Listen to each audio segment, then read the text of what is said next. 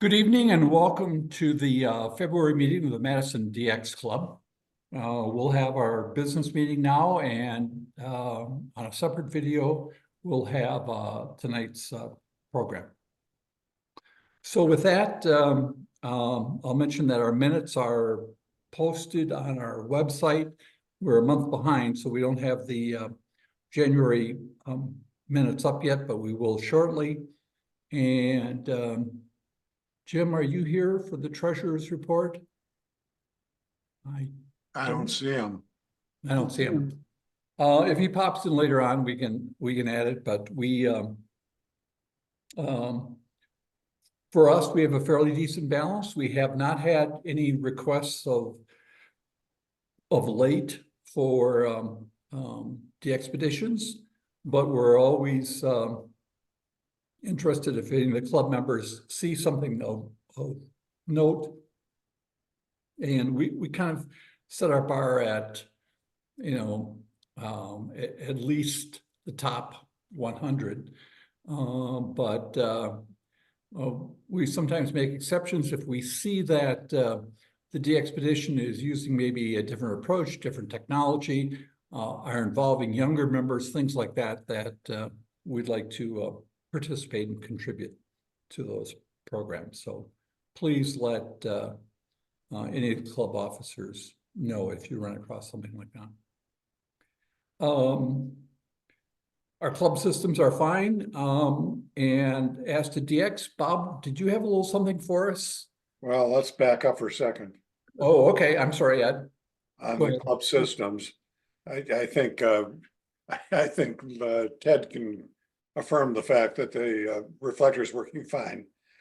On the subject of the club's packet cluster node, it's obviously I'm running it in Merrimack on fiber optic cable at a very high speed, and the computer is served majestically.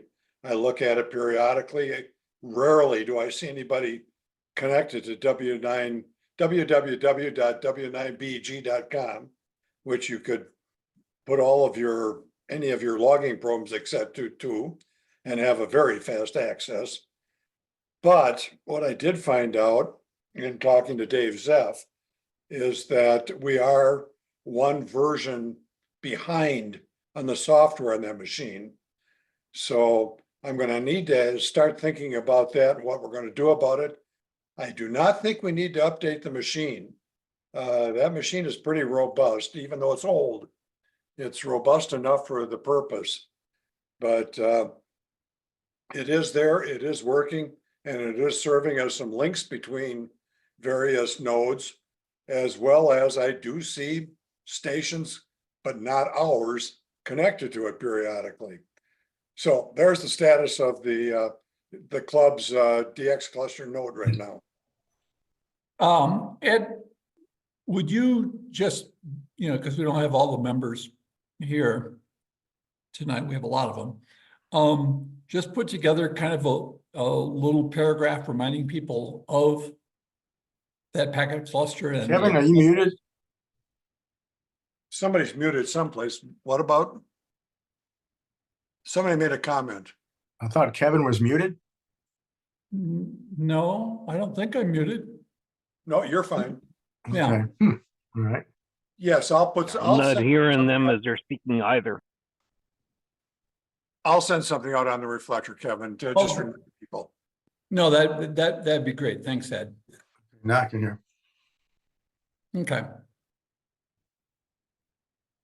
I never know when Elon Musk is going to turn off my Starlink, so got to be careful what I say. So Bob, DX. Well, you were talking about club support for some DXpeditions. One that just came on the air this evening is Victor 73 Whiskey in the Marshall Islands. You may remember this group. This was the young guys from mostly from Germany who did a great job from Guyana this last late spring, I think. They're all in their 20s there. And as Kevin mentioned, sometimes we try to support expeditions that may not be on the 100 list, but that we feel something that the club wants to do. These guys usually have somebody supervising them and tutoring them. They have Breco E77DX with them right now, so he's a real DX ace there. So that's one thing we're supporting. Another little note is in March we funded VU4 X-ray to the Andaman Islands. They're still scheduled for March. I don't know what's going on in licensing in India, but they're going through quite an upheaval there, and they changed this call. The call is going to be Victor United 4 Alpha X-ray instead of just Alpha. So I don't know what the reason for that is, but something of note. Anyway, conditions have been great on the high bands, as most of you know, I'm sure, on 10 and 12 meters. Things are really bustling, and at the peak of the sunspot cycle, it's a pleasure to turn on the radio in the morning and go to 10 meters and heck, hear most of the world coming in. It's just fantastic. But I was reminding myself, make hay while the sun shines, and we're not going to have these conditions forever, since presumably we're just passing the peak of the sunspot cycle. I know this weekend comes the ARRL DX contest. I'm usually focused on 160 meters in that, but this year I'm gonna focus on 10 meters and see what else I can pick up for some band slots I'm needing there. So that's going to be my focus this weekend. Some other, I think, interesting things are, you probably remember our friend Robert Casca, Sugar 53 Romeo. This is a guy who was in Afghanistan and who works for the World Food Program. Got reassigned for obvious reasons to Nepal, and so he's operating as 9N7AA. And on the higher bands, I'm sure most of you DXers have had the pleasure of working him from Nepal on that, because he's a great signal.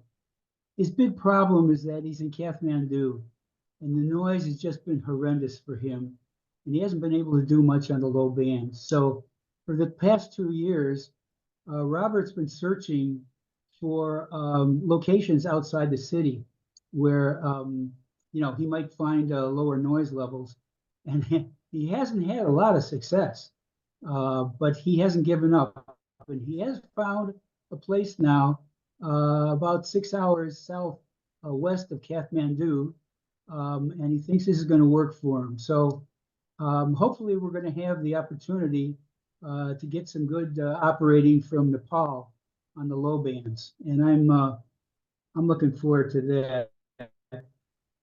Some other things that are coming up for you 6 meter advocates, and that I count myself as one of them for sure, is Bob Z01RS.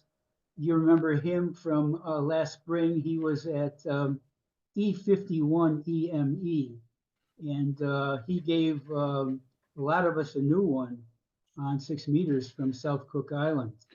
So this spring now, he's going to do something a little different. He's going to be, this is going to be at the end of May until the first days of June. He's going to be Echo 6 Romeo Sugar, and then he's moving to Yankee Juliet 0 Romeo Sugar from 6:10 to 6:30. So that's a prime time for us to be working him in the Pacific, and I sure hope we're going to pick up a couple of new countries there on 6 meters.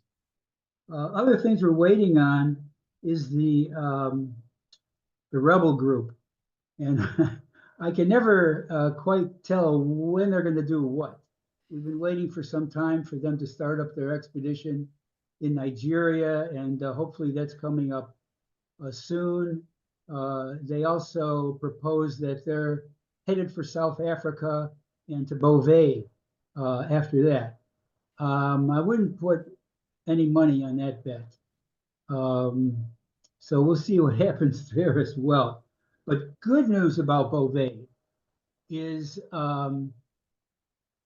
you know, the club donated $1,000 to the previous Beauvais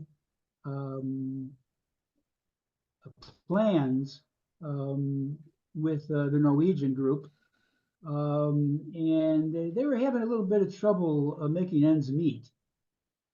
I think one of the primary reasons was that we were missing a lot of information about the expedition, primarily what the vessel was going to be. And everybody knows how important that can be going down to Beauvais. And that's one of the reasons why they weren't getting funding from some of the big foundations. And so the other day I've had a talk with Northern California DX Association, and they've gotten what they need now. And you know, they interview these people quite extensively, more than you might imagine, because they don't give $100,000 away very easily. But they're pretty confident now about this group making it to Beauvais. And so I'm looking forward to it. This is going to be in early 2026, in January or February, beginning of February, I think. And they're also talking about their Peter One Island expedition the following year. And they'll be using the same ship and the same helicopter group. So if you're interested, take a look at their websites, and you'll find a link to the companies that are providing this transportation, the ship and the helicopters. And I think it'll give you some confidence about what we can expect from these two expeditions. Now there's another one cooking, and you remember our friend Thierry, the Frenchman, who did the solo work on Crozet last spring. Well, he's all hot about getting on to Kerguelen in the end of this year and beginning of 2026. And while he's having a little trouble getting permission from the French government so far, but he and his group are pretty persistent, and I hope they're going to make it. So that's something to keep an eye on. And I know I need Kerguelen. Boy, would I love to work them on 160 meters. That would be just tremendous. So yeah, I guess we have some sad news about what happened at Mount Athos, and I don't have a heck of a lot to report. Anything new on that? For those of you who don't know, there was an expedition to Mount Athos. They got actually an invitation, but apparently the invitation was from one of the monks, not all the important monks. So somebody got a real bug up something and complained about it, and they got shut down. I don't know about the rest of you. I worked them on 3 new bands. So the information I don't have is, are those going to count? I just don't know. So they got shut down and they had to leave. And we haven't had any further information. But I'm sure it's going to be coming, and they're probably waiting to hear from the ARRL as to whether or not they're going to honor that. What else we got? Just one other thing, if you need the Bangladesh on some bands, they just started up today. Sugar 21, Zebra Norway, Sugar 21 SZ. They'll be on for a week until the 17th. So I think that's about it. What I have on DX. Anybody else have anything interesting they're working?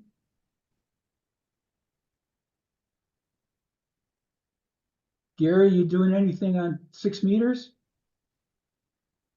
6 has been pretty dead. I did work the JD, the JG8 portable JD1 and Minamotorishima. He was on 12 meters this afternoon at CW about 3 o'clock. So it was a new band country for me.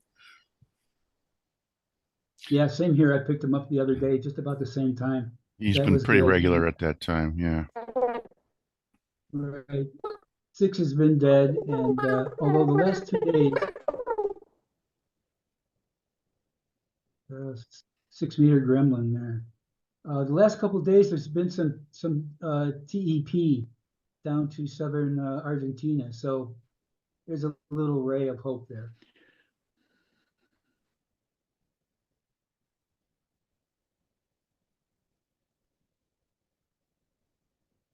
Somebody else? WSY, you have a comment?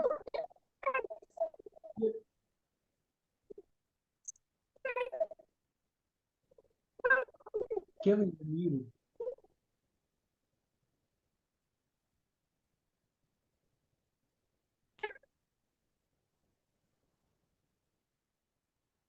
Looks like you're muted, Kevin.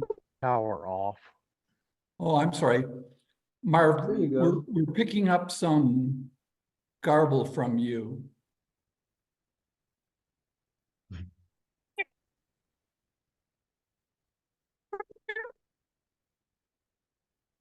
Sounds like Minnie Mouse, Yeah, in reverse.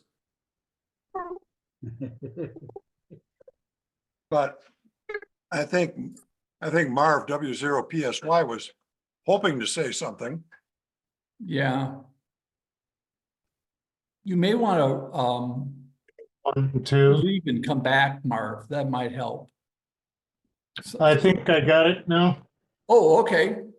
Sorry. Yeah, this thing, like you said earlier, Zoom can change your audio settings. So when you mentioned Sugar 21, I just wanted to throw in that the activity over there is starting to grow with a lot of the locals. And for instance, there's one guy, Papu Sugar 21 Papa Lima, really nice guy. I'm helping him get a 100-watt transceiver that he ought to have here pretty soon, and he'll be putting up a hex beam. So look out for him.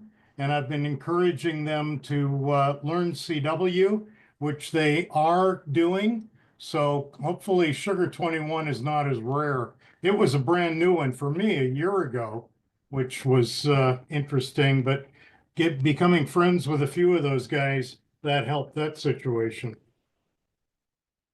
That's it. Great. Thanks, Marv. And you sound much, much better now. Any other DX or shack or antenna plans or projects? Adrian's probably the only one that could be comfortably working outside.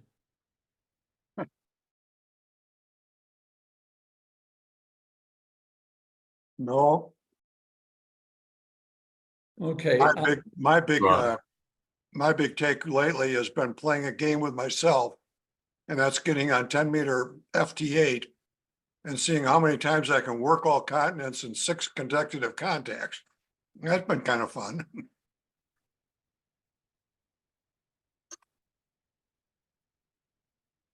So what, do you use your the vertical that you have or something else for? All I got's all I'm gonna get down here. All right.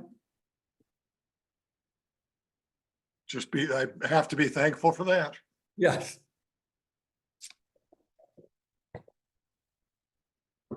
Any other comments? I just remind everyone again that our club's YouTube channel has all of our programs from when we started this. And we also are now putting up the most recent business meeting. We'll probably only have 2 or 3 of them up at a time, and then I'll take them off because they're more timely information, such as Bob's DX report and so forth. And we try to get those programs up, and feel free to share those links with your club members if you're not part of Madison DX Club. And when you do listen to them, give a thumbs up. It's not that we get any money or anything like this, but the algorithm just makes our YouTube channel appear higher up when someone is searching, say, for DX clubs or amateur radio and things like that. On our webpage, we always have information about our programs, our roster, how to join the club, how to pay your dues if as a member, and our minutes and our roster. So that's all there, and we try to keep that up to date. I'm a few weeks behind, but we'll be caught up in another week with the most recent minutes. So I don't have any other business or new business on the agenda. Is there any other business that people have? I've got a late DX question. Go ahead. I worked Afghanistan about a year ago on 15 SSB. It was a German Yankee. Well, the call was Yankee Alpha 5 Yankee. His call is Delta Lima 5 Sugar Echo. Anyone work that guy and confirm him? Oh,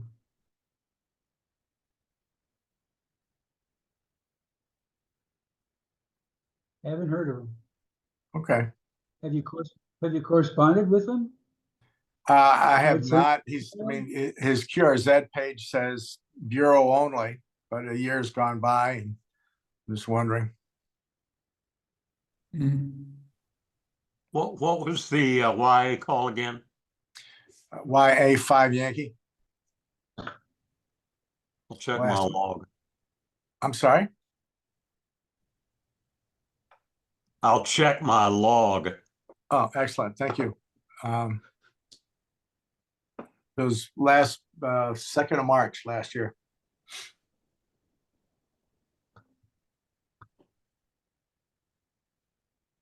All right, any other questions or comments?